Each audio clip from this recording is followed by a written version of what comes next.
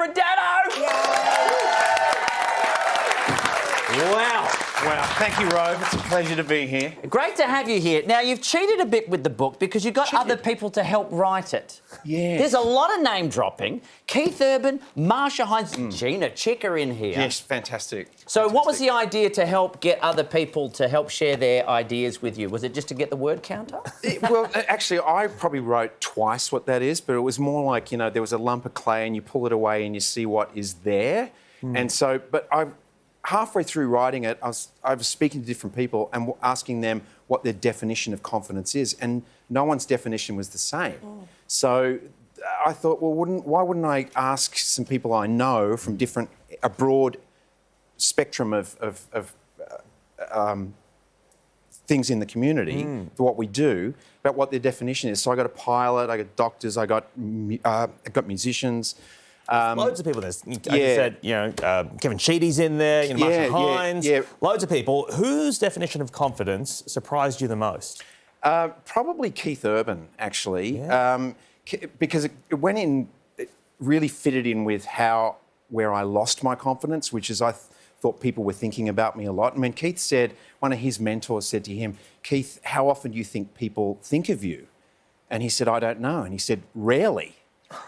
You know, and it was like, oh, okay, so people aren't actually thinking about what I do and what, you know, it wasn't so sort of all that stuff that goes on in our head that we can lose our confidence with. It's very much that no one's thinking about you as much as you. Exactly. Yeah. And that helps once you think about that. Well, it does. And then, you know, so I was having a moment then going, oh, God, am I making sense? And suddenly I'm like, whoa, what am I saying? You know, Now, one of the things you should never have lacked in confidence is your incredible head of hair.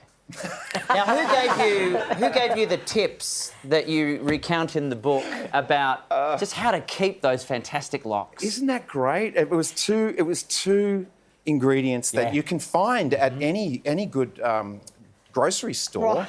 There's toothpaste and kitty litter. Yep. Yeah, and if you tried that. How did it work? It didn't work out well, What went Rove. wrong? I burnt the crap out of my head. With kitty litter and toothpaste? I did. I swapped it all through here. I put it on there, and that was a disaster. Got blisters, Oh but my you know, God, kids, don't try this at home. No. Now, on a slightly more serious I read note, the book. I read the book. You clearly did. slightly more serious note, you had a stutter when you were younger. I think a lot of people would be surprised about that. Had you overcome that and become there's a voice of smooth land and radio and everything else? Yeah, isn't that odd? It's sort of like what doesn't kill you makes you stronger. And the stutter, I mean, I still have it a bit today if I get ahead of myself, which is why I called the book Keep It Smooth, because it really is about slow down. To me, slow is fast, fast is slow.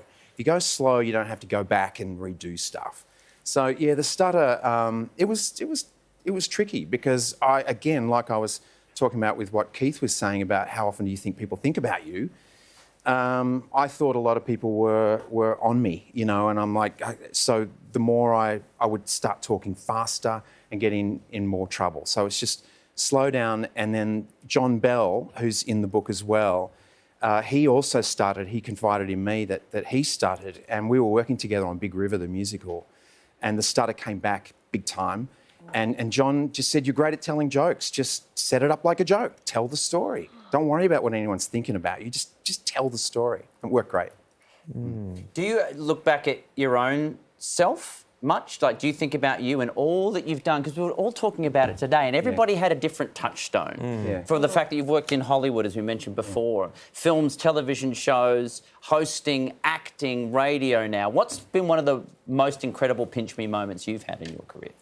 I think, remember when West Wing was a big thing? Yeah. So, you know, I'd already had a couple of TV shows on in the States where I was #1 on the call sheet, but I ended up working on West Wing, and the scene I was making was a disaster. It wasn't happening, and I had to go to the toilet, and I was busting, right?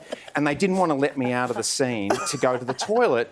Anyway, finally, they called a break because it was taking so long, and I opened up the door, and there was Martin Sheen and Rob Lowe standing there. Martin Sheen's about this big, and he's looking up, he's like, "Hey, what's going on? Why are you taking so slow, kid?" Like this. I'm like, "That's the President of the United States, you know, little fella." And by the way, I need to go to pee.